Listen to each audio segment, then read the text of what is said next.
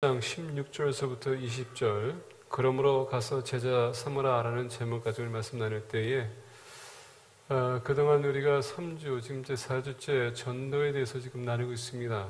시리즈로 하고 있는데 어제 우리 박정희 성도님 어머님 80순 잔치에 가서 우리 명동아 목사님하고 이제 식사하다가 전도에 대해서 얘기했습니다. 그래서 이 지역에 전도 폭발을 실천했으면 좋겠다라고 했습니다. 그러면서 이제 전도 폭발에 대해서 설명하면서 왜 필요한가 얘기했더니 목사님도 똑같은 얘기하는데 필요성을 느끼면서 요새 어떤 교인들하고 이렇게 얘기하다 보면 교회를 나오는 그 이유가 뭐냐, 아니 무엇을 믿느냐 물어볼 때에 누구를 믿느냐 할 때에 예수님을 믿는 게 아니고 교회를 믿는 사람들이 많다고 합니다. 교회를 믿는 것. 교회를 믿는다고 해서 저는 이제 그게 좀, 교회를 믿는다고요? 그랬더니, 목사님한테 그랬죠. 도대체 그 의미가 뭡니까? 했더니, 그냥 교회를 믿는데요. 교회에서 이제 가리키는 거를 믿는다는 얘기겠죠. 근데 그분은 교회를 믿는다. 그래서 이제 복음을 제시했는데, 그럼에도 불구하고 나는 교회를 믿겠습니다. 이렇게 얘기했다고요. 그래서 이제 그 얘기 듣고서는, 절실히 이제 전도 폭발이 필요하다는 걸 느꼈어요. 제가 전도 폭발을 브라질에서는 계속 해왔습니다. 매년마다 연 3번이나 했어요. 브라질에서 있는 신학교까지 가서 전도 폭발까지 했습니다. 그러면서 여기 와서 전도 폭발을 시도하려고 하는데 아직은 제가 하지 못했습니다. 왜냐하면 전도 폭발하게 되면 13주 동안 어마어마한 양의 분량을 외울 것이 있어요. 이제 계속 외우다 보면은 그게 이제 전도 폭발, 이제 복음을 제시하는 데 있어서 시작부터 끝나는 게 시간까지 한 35분에서 45분 걸려요. 그러니까 어마어마한 분량을 좀 외워야 된다는 얘기입니다. 근데 13주 하다 보면은 그게 자동적으로 외워져요. 그래서 지난번에 이제 우리, 전도팀에다 이제 얘기했는데, 여기서 이제 7주 안에 그것을 모든 것을 외울 수 있다는 그런 프로그램이 있다고 합니다. 그래서 이제 그걸 좀 가서 이제 그 좀, 참여하고 와야 되는데 시간이 없어서 못 갔어요. 가게 되면 일주일 동안 또 집중적으로 이제 훈련을 받아야 되는데 갈 시간이 없었습니다. 근데 이 지역에 거기 갈 필요 없이 이 지역에서도 할 수 있다고 합니다. 거기 이제 본부에 연락했더니 본부에서는 여기서 10명만 셋업해주면 여기 와서 훈련원들, 그러니까 훈련자들을 10명만 우리가 이제 셋업해주면은 본인들이 직접 와가지고 하고 가겠다라고 합니다. 우리가 거기서 돈 낼 건 없이 본인들이 다 자비로 해서 온다고 합니다. 그래서 이 지역에 이제 필요할 것 같아서 제가, 우리 이 지역에 있는 교육자 협의회 목사님들에게 얘기해서 실천하려고 합니다. 그때 우리 교인들이 좀 오셔서 같이 훈련 받았으면 좋겠어요. 왜 이 훈련이 중요하냐면, 전에도 말씀드린 것처럼 전도 폭발하다가 어떤 목사님들은 본인들이 스스로가 구원의 확신이 없다고 하고 교회 장로라고 하는 분들이 구원의 확신이 없다고 하고 이런 얘기 들었었을 때 저는 충격이었었습니다. 왜냐하면 적어도 목사 한 수 받기 위해서는 구원의 확신이 있어야 되지 않겠는가 이런 생각했거든요. 그러면서 이제 그 목사님들이 얘기 고백할 때에 간증할 때에 이제서야 본인들이 이제 복음의 확신이 있고 그 다음에 이제 구원의 확신이 있어서 이제 가가지고 더 열심히 사역하겠습니다라는 걸 고백할 때에 목회자로서도 저에게도 이제 도전이 됐습니다. 내가 말씀을 선포하는데 구원의 확신 없이 선포했다. 그럼 우리 교인들이 무엇을 배울까? 그러면서 이 순간에도 여러분들께 보면서 여기 안에 우리 교회 안에 있는 분들이 얼마나 몇 %가 구원의 확신이 있는지 참 그게 궁금해요. 전도 폭발하는 이유 중에 하나가 뭐냐면 내 자신은 먼저 구원에 대해서 확인을 하고 그 다음에 내가 나가서 선포할 때에 구원의 확신을 우리가 할 수 있는 것. 근데 중요한 건 뭐냐면 이 전도 폭발은 그냥 복음만 제시하는 게 아니라 그 사람의 방에 그 신방 가가지고서부터 이제 거기서 대화를 시작하면서 어떻게 대화를 할 것인지 인도할 것인지 유도할 것인지 하면서 그분이 어떻게 교회에 대해서 생각하고 있는지 그 신앙이 어떤지 점검해 주는 그런 대화예요. 이게 뭐 딱딱한 그런 대화가 아니라 늘상 대화하는 거지만은 우리가 무엇이 어떻게 이렇게 핵심적으로 그분의 신앙의 그 질문해야 될 걸 질문하고 그 다음에 우리가 복음을 제시할 것인가 하는 것입니다. 그래서 이 지역의 것을 우리가 좀 실천하기 원해요. 그래서 우리 모두가 같이 구원의 확신을 가지고 어차피 우리가 주님 앞에 쓸 때에 우리가 구원의 확신이 있냐 없냐에 따라서 우리가 주님 앞에 쓸 거냐 말 거냐 할 건데, 적어도 우리 모든 공동체는 좀 예수님 앞에 섰으면 하는 그런 마음입니다. 이번에 일주일 동안 우리 여선교회 바자회 하면서 이렇게 아름답게 협력하는데 그냥 열심히 했는데 훗날에 거기 올라갔는데 누가 없어요. 얼마나 안타깝겠어요. 그렇죠? 그런 마음이 생기더라고요. 그래도 우리 믿음의 공동체가 같이 올라가게 되면 얼마나 더 좋을까라는 그런 생각이 들었습니다. 지극히 인간적인 생각이지만 언제까지나 나는 항상 아직은 인간이기 때문에, 사람이기 때문에 그런 감정이 있어요. 그래서 전도 폭발을 하기 원합니다. 제가 왜 이제 얘기하냐면은 아까 얘기한 것처럼 많은 분들이 교회를 다니지만 교회를 왜 다니는지 모르고 있고요. 예수님을 안다고 하지만 모르는 사람들이 많습니다. 구원이 있다고 하지만 구원이 없는 사람이 있고요. 오랫동안 교회를 다녔지만은 그 오래 다녔다는 그 이유 때문에 본인들이 구원이 있다고 생각하는 사람들이 있다는 것입니다. 우리가 본 말씀 보게 되면 16절에 11 제자가 갈릴리에 가서 예수께서 지시하신 산에 이르러 예수를 배웠고 경배하나 아직도 의심하는 사람들이 있더라. 자, 11 제자가 예수 옆에 갔거든요. 근데 이 11 제자 중에서 경배하는 사람이 있는 반면에 의심하는 사람도 있었다라고 합니다. 이게 주 포커스예요. 11 제자 주님과 3년 동안 같이 있으면서 주님께서 말씀하신 대로 그들이 선포하고 그리고 그 삶의 일치를 보면서 이적과 기적을 그들이 따르는 것을 보았습니다. 분명히 목격했어요. 체험했습니다. 그럼에도 불구하고 오늘 말씀 보니까 어떤 사람들 경배했지만 어떤 사람들 의심이 갔더라라고 합니다. 여기서 의심하는 이유가 다른 것이 아닌 것 같습니다. 이 제자들 중에서도요, 예수님을 잘못 이해한 것 같습니다. 왜냐하면 예수님께서 메시아로 이스라엘 왕으로 오셨기 때문에 왕국을 세웠을 때에 높은 자리 하나 얻을까라는 그런 생각에 따른 사람도 있었습니다. 그러다 보니까 가로 유다가 생각나지 않습니까? 예수님을 찾아 그가 본인이 쫓아갔던 이유는 뭡니까? 그가 재정을 담당했습니다. 아마 재무부 장관이 돼서 그런 생각을 했던 것 같아요. 근데 주님께서 계속 죽는다는 얘기하면서 마지막 날에 이제 마지막 만찬 끝나서 죽을 거라는 얘기하다 보니까 갑자기 혼동이 왔습니다. 이 작자가 따라왔는데 지금 죽는다는 얘기 왜 해? 아니, 왕국을 세워야 되는데 언제 왕국을 세울 거야? 근데 3년 동안 따라왔는데 아무것도 얻는 것은 없습니다. 자기 인생에 있어서 모든 것을 다 포기하고 주님에서 바치고 따라왔는데 주님이 죽는다는 얘기는 무슨 얘기? 그러다 보니까 이 기회에 내가 조금 뭐라도 얻어야 되겠다는 생각에 그는 예수님을 배반한 것입니다. 팔았어요. 근데 이 생각이 가룟 유다뿐만이 아니었다는 얘기입니다. 예수님의 제자들이 여러분 다투지 않았습니까? 좌우에 앉았으면 좋겠다고. 심지어 어머니까지 동원해가지고 내 자식들을 좌우로 앉히시옵소서. 그러나 우리가 교회를 나올 때 많은 분들은 예수님을 믿으러 나오는 것보다도 예수님 안에서 뭔가 좋은 것이 있기 때문에 나오는 사람들이 많아요. 우리가 얘기를 들어보면 복이 있다, 기쁨이 있다, 행복이 있다, 치유된다. 물론 여러분 그런 거 위해서 우리가 기도해야 돼요. 하지 말라는 얘기는 아닙니다. 근데 그 주관이라는 얘기예요. 하나님은 지금 우리를 영에 대한 관심이 더 많지 육에 관심은 없습니다. 뭐 없는 것은 아니에요. 있어요.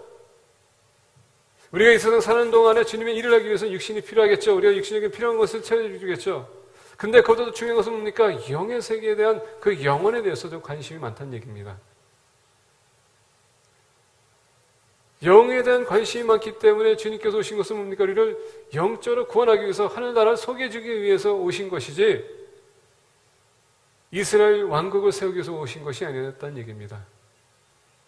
3년 동안 따라왔는데 주님께서 생각하는 건 오해한 나머지 주님께서 왕국을 세우지 않고 죽었다가 돌아가셨다가 벌하셨습니다. 그것을 보는 나머지 여기에서 무엇을 의심하고 있을까? 한번 생각해 볼 필요가 있습니다. 오늘 우리가 주님에게 바라는 것이 많습니다. 원하는 것이 많아요. 근데 주님이 그것을 풀필해주지 않을 때에 우리는 뭔가가 의심할 때가 있습니다. 혼동이 와요. 어떻게 하면 좋을까? 오늘 본 말씀 보게 되면 우리는 이 메시지를 너무나도 잘 알아요. 우리가 이 지상명령을 너무나도 잘 알고 이 암송을 우리가 항상 암기하는 구절입니다. 그럼에도 불구하고 아직도 복음 사역에 있어서 우리는 소홀할 때가 많습니다. 왜 그럴까요? 지상명령 그러면 모든 사람들이 마태복음 딱 얘기합니다. 19절과 20절이 우리가 대표적으로 기억하는 것입니다. 그리고 우리가 암송까지 하면서 그것을 항상 기억하고 있는데 우리가 실천하지 못하는 이유는 무엇입니까? 그 의심 때문에 내가 뭔가를 원하는데 그걸 채워지지 않기 때문에 나는 주님께서 이거 허락하지 않으면 나 안 하겠습니다. 항상 그런 태도를 가지고 우리가 움직이는 것 같습니다. 저도 예수님을 처음 믿었을 때 그런 생각 많이 했습니다. 그래서 기도할 때 그랬습니다. 하나님, 제가 이거 할 테니까 이렇게 해주세요. 어떤 분들은 도박할 때 한 판만 이길 수 있도록 해주세요. 그럼 내가 11조 이렇게 하는 사람도 있습니다. 롯데 복권을 따는 사람들도 마찬가지예요. 거짓말 하지 마세요. 웃지 마세요. 제가 그런 사람들 들었기 때문에. 어떤 목사님 그런 얘기 하더라고요. 새벽 예배에 나갔더니 어떤 장로님께서 기도를 그렇게 열심히 했대요. 작정 기도까지 했대요. 근데 때가 되자 본인이 작정 기도한 것이 이루어지지 않았습니다. 그랬더니 하나님 왜 내 복권을 당첨되지 못하도록 막으셨냐고. 그렇게 원망하는 사람도 있었다고 합니다. 오늘날 우리 관심사가 뭡니까? 뭔가 위해서 나는 뭔가를 얻기 위해서 교회로 나오는 것 같습니다. 근데 아까 말씀드린 것처럼 하나님은 여러분들의 영혼에 대해서 더 관심이 많다는 것입니다. 그게 주님의 관심이에요. 그러다 보니까 우리가 주님을 바르게 이해될 것 같습니다. 그분을 바로 알아야 될 것 같아요. 그래야지만 우리가 이 지상명령 감당할 수 있을 것 같습니다.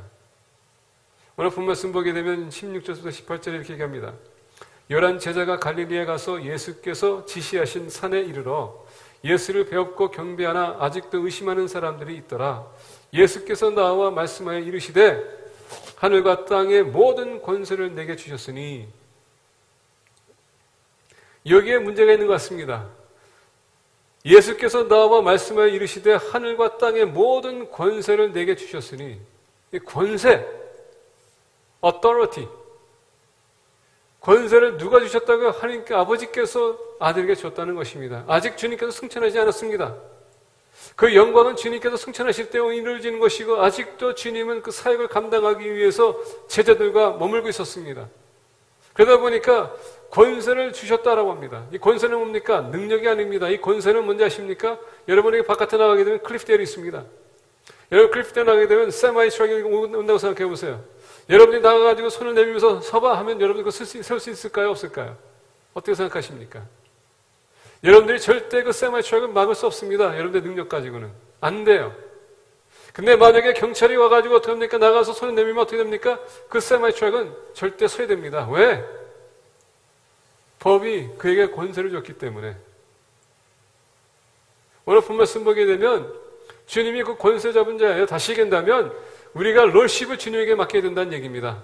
우리가 지상명령 감당하기 위해서 첫 번째 우리가 인식하고 넘어가야 될, 기억해야 될 것은 뭔지 아십니까? 주님이 주되심을 우리가 인정해야 된다는 얘기입니다. 그분의 모든 권세가 있다는 것을 우리가 인정해야 돼요. 왜냐하면 롤십이라는 것은 그분의 가치를 우리가 인정하는 것입니다. 오늘 본 말씀 17절 보니까 이렇게 얘기해요. 예수를 배웠고 경배하나 아직도 의심하는 사람들이 있더라. 의심은 왜 할까요? 경배하는 사람은 주님의 가치를 아는 겁니다. 그분의 권세를 아는 겁니다. 그의 능력을 아는 것입니다. 그리고 같이 있으면서 주님께서 그동안 말씀대로 일시적인 삶으로 보였습니다. 이적과 기적이 나타났습니다. 그리고 여러분 돌아가셨던 분이 다시 부활하셨어요. 주님이 어떤 분인지 알고 있었다는 것입니다. 그래서 오늘 본 말씀 보니까 경배했다는 얘기입니다. 경배라는 것 자체가 worthiness라는 겁니다. 다시 얘기하면 하나님은 가치가 있는 분, 무게 있는 분, 능력이 있는 분, 인정했기 때문에 그분 앞에 경배했다는 것 보니까 자기 자신을 맡겼다는 얘기입니다. 럴십이 있었다는 얘기예요. 근데 많은 사람들이 오늘 본 말씀 보니까 그 반면에 의심하는 사람이 있습니다. 오늘 여러분 교회를 우리가 열심히 다녀도 열심히 다른 것은 예수님의 럴십이 위해서가 아니라 오늘날 교제하기 위해서 나오는 사람들이 있어요.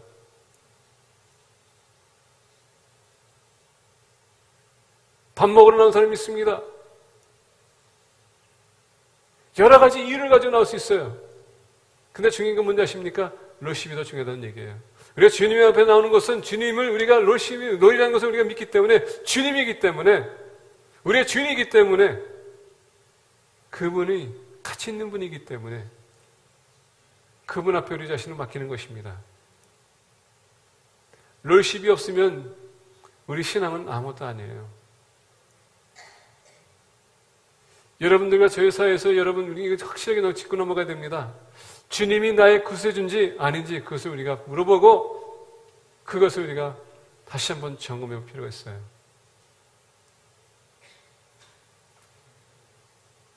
주님이 십자가 지셨습니다. 왜 지셨을까요? 여러분들 죄를, 나의 죄를 지불하기 위해, 대가를 지불하기 위해서 십자가 지신 것입니다. 다시 얘기해도 주님께서 여러분들과 저를 샀다는 얘기예요. 나는 내 자신의 소유가 아니라 하나님의 소유가 됐다는 것입니다. 우리가 가치 없는 사람, 아무 보잘것 없는 사람 구원하기 위해서 여러분 하늘에서 여기 땅까지 오셨습니다. 그리고 우리를 위해서 십자가 지셨습니다. 돌아가시고 부활하셨어요. 그러신 그 피가 새로운 언약을 주는 것입니다. 그 언약 때문에 우리가 주님의 자녀가 될 수 있는 것이에요. 그리고 우리가 부활의 신앙이 소망이 있는 것입니다. 오늘 우리가 복음을 전하러 나갈 때 많은 사람이 복음을 전할 수가 없습니다. 왜 그런지 아십니까? 의심하기 때문에. 정말 주님이 나를 위해서 십자가에 지셨는지, 돌아가셨는지, 보혈의 피를 흘리셨는지, 안 흘리셨는지, 승천했는지 의심이가. 절대적이신 하나님 앞에서 우리가 굴복하고 우리가 복종해야 되는데 그게 아닌 우리가 의심하기 때문에 그렇게 할 수가 없어요. 원래 많은 사람들이 주님이 2000년 전에 살았던 한 존재라고 생각하지만은 지금은 나에게는 아무런 관계없다고 생각하시는 분들이 많아요. 주는 그리스도시여 살아계신 하나님의 아들입니다. 더 나아가서 하나님이세요. 그래서 믿어야 되는데 많은 사람들은 주님도 우리와 같은 피조물이라고 착각하는 사람도 있다는 얘기예요. 그런 의심. 이게 문제라는 것입니다. 이 시간 우리가 구원의 핵심만큼은 짚고 넘어가야 될 필요가 있습니다. 우리 주님은 하나님이었지만 사람을 구원하기 위해서 인간의 모습으로 이 땅에 오셨습니다. 죄인을 구원하기 위해서 그가 기꺼이 자기 자신을 대성물로 십자가에 바쳤습니다. 십자가의 사건에서 어떻게 했습니까? 우리의 죄값을 지불하기 위해서 기꺼이 바쳤어요. 피를 흘리면서 어떻게 했습니까? 우리의 죄를 씻어주시고요. 그 피가 우리에게 새 언약을 주는 것입니다. 영생에 대한 새 언약. 돌아가시고 부활했습니다. 우리에게 여러분 부활신앙을 주신 것입니다. 우리도 언젠가 이 세상 떠나게 되면 주님처럼 영원히 살 것. 이 믿는 사람, 이것만큼 우리가 확신해야 돼요. 그게 바로 주님이 하신 일이에요. 그분을 믿어야 된다는 얘기입니다. 다른 거 다 제껴놓고요. 주님이 우리에게 여러분 책임이 있고 우리가 주님에게 책임이 있습니다. 왜? 주님이 권세자이기 때문에. 모든 권세는 내게 줬다고 했습니다. 그러면 우리는 주님에게 책임을 져야 돼요. 우리는 책임을 져야 되는 삶을 살아야 되고 주 옆에 나갈 때 여러분 거기다 회개를 해야 되는 것입니다. 뭡니까? 내가 이렇게 살아왔습니다. 럴십이 그래서 중요한 거예요. 주님 앞에 여러분 모두 무릎 꿇어야 됩니다. 그리고 그분을 경배해야 됩니다. 그분을 믿어야 됩니다. 그 믿음 없이는 그 우리가 지상면에 감당할 수 없어요. 이게 참 중요합니다. 두 번째로 본 말씀 보니까 19절에 이렇게 얘기합니다. 그러므로 너희는 가서 모든 민족을 제자로 삼아 아버지와 아들과 성령의 이름으로 침례를 베풀고 내가 너희에게 분부한 모든 것을 가르쳐 지키게 하라. 오늘 본 말씀 19절부터 20절 전반전을 보니까 이렇게 얘기합니다. 세 가지 명령을 이렇게 주십니다. 그게 뭔지 아십니까? 가서 제자로 삼고 침례를 주고 그리고 더 나가서 가르쳐 지키게 하라. 무엇? 너희에게 분부한 모든 것. 그걸 하기 위해서 가라는 것입니다. 구약시대 때는 여러분 모든 사람들이 교회로 왔지만, 형제로 왔지만은 신약에서는 모든 사람들이 나가는 것입니다. 아마 여러분들 중에서 왜 그냥 교회에서 열심히, 그냥 교회 나와서 그냥 예수님 열심히 믿고 그냥 그러면 끝나지. 대체 뭘 또 나가서 또 힘들게 귀찮게 전도하라고 하냐고. 근데 여러분 신약에서는 주님께서 가라고 했습니다. 예루살렘 교회가 성장하면서 얼마나 여러분 교제가 있고 풍성하고 그리고 얼마나 그들이 따뜻하고 거기서 여러분 얼마나 또 그들이 뜨겁고 얼마나 좋았을까요? 근데 왜 예루살렘 교회를 깨뜨렸을까? 한번 생각해 보셨습니까? 요새 여러분 대형교회 얘기하는데 여러분 대형교회 좋아하지 마세요. 모이는 거 좋아요. 근데 그걸 만족해서는 안 된다는 얘기입니다.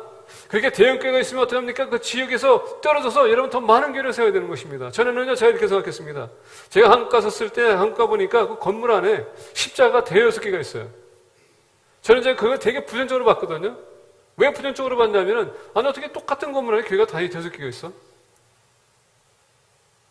그래서 어떤 면에서 이렇게 생각했습니다. 아, 한국에서 그 많은 신학생들이 나오다 보니까, 뭐, 그 사역지도 없고, 어떤 신학생들은 돈이 있다 보니까 부모님들이 그냥 교회를 개척했거나 이런 생각도 했어요. 아니면은, 어떤 교회가 깨져나와서 쪼개져나와서 이렇게 작은 교회들이 이렇게 많다, 이렇게 생각했습니다. 근데 제가 그걸 되게 나쁘게 생각했습니다. 근데 여러분, 우리가 사도행전을 보게 되면 예루살렘 교회가 디아스포라를 생각하면서 그 작은 교회들이 어떻게 가르쳤든 중요하지 않습니다. 만약에 여러분 거기에 상처가 있고 분노가 있고 여러 가지 그 아픔이 있으면 그거는 여러분 해결해야 될 문제가 있고요. 그것은 우리가 해결할 문제가 있어요. 근데 여러 교회가 있는 것은 좋을 수도 있습니다. 왜? 만약에 그 교회가 믿지 않는 영혼들을 전도한다면 숫자가 하나 늘어나는 거 아닙니까? 그게 중요한 거예요. 복음 사역은 그냥 우리만 잘 살고 우리가 교회만 든든하고 우리 교회가 성장하면 그게 아니라 영혼들 구원하기 위해서 교회를 세워주신 거거든요. 여러분들 저도 마찬가지로 옛날에 예수님 영접하지 않았습니다. 근데 예수님 영접하고 난 후에 우리가 온 거 아닙니까? 그래서 공동체가 된 거예요. 그러면 그 비전을 우리가 삼아야 되는 것입니다. 나도 구원받은 것처럼 나도 또한 나가서 구원을 해야 돼요. 사람들 영혼을 지금까지 인도해야 된다는 얘기입니다. 그래서 우리 교회가 그동안 여러분 41년 동안 보면서 선교하고 있습니다. 그리고 여러 파라과이, 브라질, 그리고 베트남에 이렇게 교회를 개척하지만 거기서 멈추는 것이 아니에요. 해외 선교가 있다면 여러분 국내 선교가 있거든요. 그러면 우리 교회가 이제 거기만 바라보는 것이 아니라 필리핀 지역뿐만 아니라 이 넓게 넓었을 때에 하느님들이 사는 곳에 교회가 없다면 우리가 거기에 여러분 사람을 파송해야 돼요. 앞으로 여러분 우리 박 목사님 계시고 고 목사님 계십니다. 그분들이 여러분 개척하겠다면 여러분 우리가 후원해 줘야 돼요. 그래서 서포트해 줘야 돼요. 그래서 그들 개척해서 영혼들을 구원할 수 있도록 해야 된다는 얘기입니다. 부천에 있는 어떤 장로교에 있습니다. 이 목사님은 거의 2,000명, 3,000명 있는데 그렇게 1,000명이 넘어갈 때마다 교인들이 떼가지고서는 한 지역에다 이렇게 보낸다고 합니다. 근데 그 본을 보이기 위해서 먼저 본인이 담임 목회를 사임하고 그냥 개척교회를 시작합니다.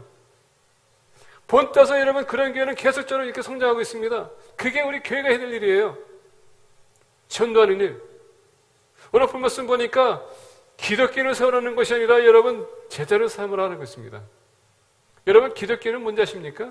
처음에 우리가 사도행전 보게 되면 안디옥 교회 교인들을 갖다가 기독교라고 하겠습니다. 왜 그들이 기독교라고 불리는지 아십니까? 믿지 않는 자들이 이방인들이 다른 신을 믿는 사람들이 이 기독교를 볼 때마다 뭐가 틀리거든요. 타협을 안 해. 어디 가든 눈에 띄어. 가만히 조사해 보니까는 예수 그리스도라는 자를 지금 믿는 사람들이 나타나기 시작합니다. 근데 그들의 삶이 그대가 다 틀려. 정직하게 살기 원해. 미워하고 여러분 그들을 공격해도 사랑으로 베풀어 용서해 줍니다. 그러다 보니까 그들을 봤었을 때 이들이야말로 예수 그리스도라는 자를 쫓아가는구나. 그래서 기독교인이 된 겁니다. 뭔가 좀 틀리다는 얘기예요. 제자라는 것은 예수 그리스도의 마음을 우리가 본받고 그렇게 살아가는 것이에요. 그게 제자예요. 기독교인은 뭔지 아십니까? 그건 종교적인 타이틀이에요. 우리가 예수 믿는다면 여러분 기독교인이지만 믿는 사람은 원래 제자예요. 제자로 사는 사람이 기독교인이라는 여러분 라이프한 타이틀을 얻는 것입니다. 그건 여러분 그때 당시에 조롱의 이름이었었어요. 멸시하는 명칭이었었습니다. 주님이 우리에게 얘기합니다. 가서 제자를 삼으라. 다시 얘기한다면 너희가 예수님을 영접하고 지금 제자 삶을 산다면 너 또한 제자이기 때문에 제자를 만들라는 것이 바로 이 메시지예요. 그렇게 하기 위해서는 가라. 교회 안에서 여러분 따뜻하게 우리가 벤치만 워밍하게 되는 것은 그것은 하나님의 뜻이 아니에요. 신약에서 나가서 우리가 영혼 구원하는 데 힘쓰라는 얘기입니다. 그렇게 하기 위해서 하나님께서 우리가 필요한 걸 채워줄 것이고 우리가 그의 나라와 그의 의를 구하라면 뭡니까? 필요한 걸 채워주신다는 얘기예요. 왜? 그의 나라를 위해서 우리가 살아가야 되기 때문에. 그래서 제자를 삼는 얘기입니다. 앞으로 여러분 난 기독교라고 그런 얘기 하지 마세요. 주님을 따르는 사람이라고 얘기합시다. 타이틀에 여러분 예민하지 마십시오.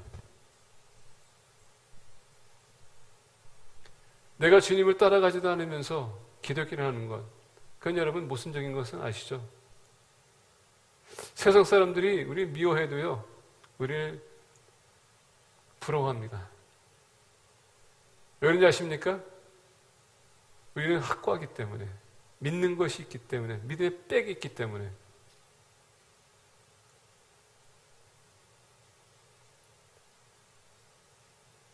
우리 자녀들 학교 가게 되면 얼마나 그들이 많은 핍박을 받고 있는지, 왕따를 당하고 있는지, 선생님들이 여러분 기독교라는 그 이유 때문에 점수를 깎고 있습니다. 그러다 보니까 우리 아이들이 그런 거에 너무 스트레스 받고 우리 부모님들이 계속 공부하다 보니까 거기에 타협하는 겁니다. 뭐가 더 중요합니까? 점수 좋은 거 나서 여러분 좋은 대학교 가는 게 중요한 겁니까? 아니면 예수님을 제대로 믿는 것이 중요한 겁니까? 이건 우리가 예수님을 어떻게 아냐에 따라서 바뀌는 것입니다.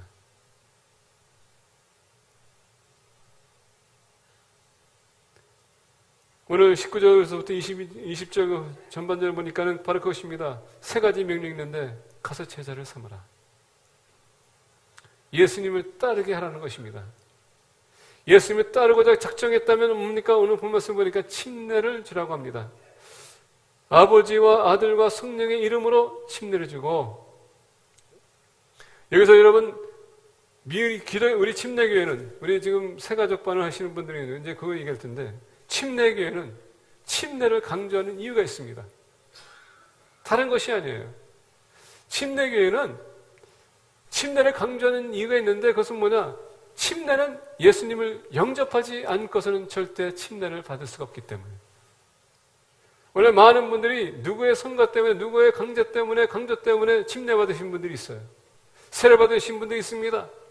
부모님이 받으러 가니까 받는 사람이 있고요, 친구들이 받으러 가니까 받는 사람이 있습니다. 근데 그들의 얘기 들어보니까 전혀 예수님 모르고서도 그 침례 받았다는 것입니다. 마치 침례를 받으면 무슨 내가 얻을 것처럼 착각하는 사람도 있어요. 침례가 뭔지 아십니까? 예수 그리스도의 죽으심과 부활하심을 내가 그것을 믿는 믿음을 가지고 거기에 동참하는 것입니다. 교회들 앞에서 내가 그것을 침례받는 것은 다른 것이 아니에요. 내가 예수님의 죽으심과 그 부활하심을 내가 믿는 것, 거기에 동참하기 위해서 공동체 앞에서 내 신앙 고백을 하는 것이 바로 침례예요. 이게 중요한 겁니다. 근데 오늘 본 말씀 보니까 19절에 아버지와 아들과 성령의 이름으로 침례를 주라고 했습니다. 이건 뭔지 아십니까? 하나님과의 여러분 연합과 관계를 얘기하는 것입니다. 내가 예수님을 영접하는 그 순간에 하나님과 아버지의 관계를 얘기하는 것입니다. 이 관계를 뭘 얘기해 줍니까? 하나님과 아버지의 성령과 성부, 성자, 성령의 이름을 준다는 것은 그분과의 교제와 관계. 그래서 여러분 헬라어에서는 기노스가 참 중요한 겁니다. 안다는 것은 여러분 그만큼 교제가 있다는 얘기예요. 관계가 있다는 얘기입니다. 마치 우리 남편, 아내, 우리 자녀들 아는 것처럼 하나님을 알아야 된다는 얘기입니다. 우리가 전도하지 못하는 이유는 뭔지 아십니까? 하나님 모르기 때문에. 알면은요 그냥 자동적으로 나와요. 여러분들 자녀 하는 것처럼, 누구한테 그 자녀들 자랑하는 것처럼 주님을 자랑할 수 있어요. 내 아내에 대해서, 내 남편에 대해서 자랑할 수 있는 것입니다. 왜? 나보다 잘 아니까. 근데 말을 못하는 것은 모르기 때문에. 그래서 항상 우리 아내들 그렇게 얘기하지 않습니까? 당신은 날 너무 몰라. 예, 알다가도 모르는 게 여자니까 저는 거기 더 이상 얘기하지 않겠습니다. 근데 관계와 대화 속에서 여러분 풍성한 대화가 이루어지게 되면 그만큼 더 알 수 있는 거예요. 남녀가 둘이 만나서 하나가 된다는 것이 바로 그거예요. 관계를 통해서 안다는 얘기입니다. 하나가 되는, 일체가 되는 얘기예요. 주님을 얼마나 아십니까? 성삼위 주신 하나님을 얼마나 아세요?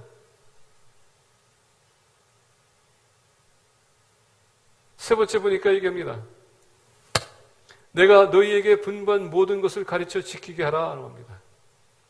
자, 여기서 보게 되면 내가 너희에게 분부한 모든 것, 이건 여러분 명령이거든요. 가르쳐 지키게 하라. 여기서 여러분 잘 들으세요. 가르쳐 지키게 하라는 것은 뭐냐면 그들이 배워서 순종할 수 있도록 하라는 얘기예요.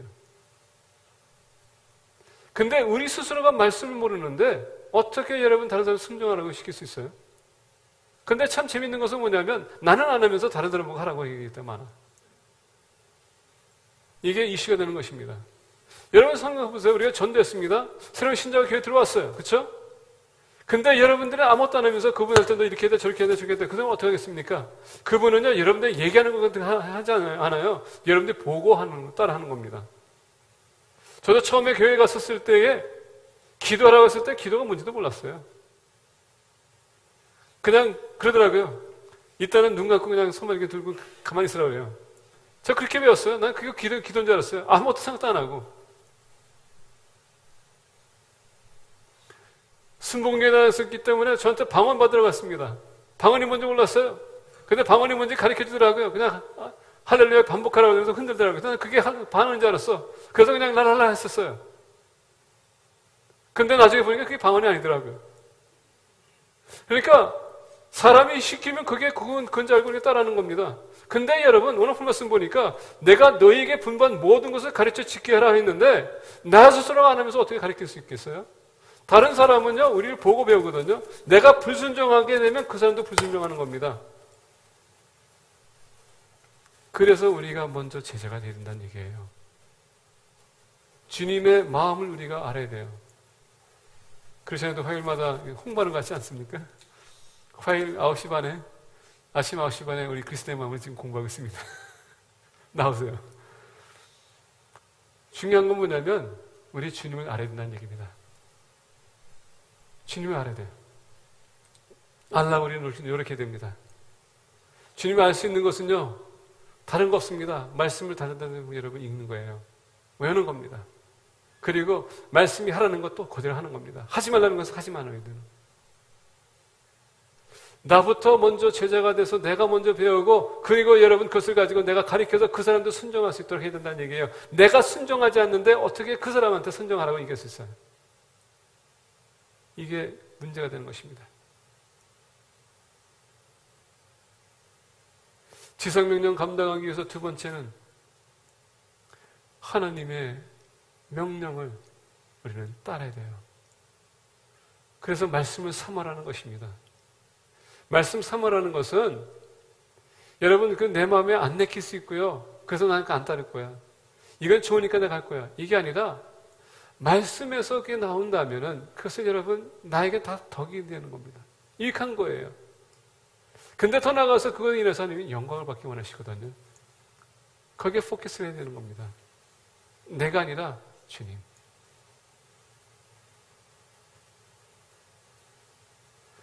지상명령 감당하기 위해서 먼저 우리는 하나님의 권세 주도권에 우리 자신을 맡기는 겁니다.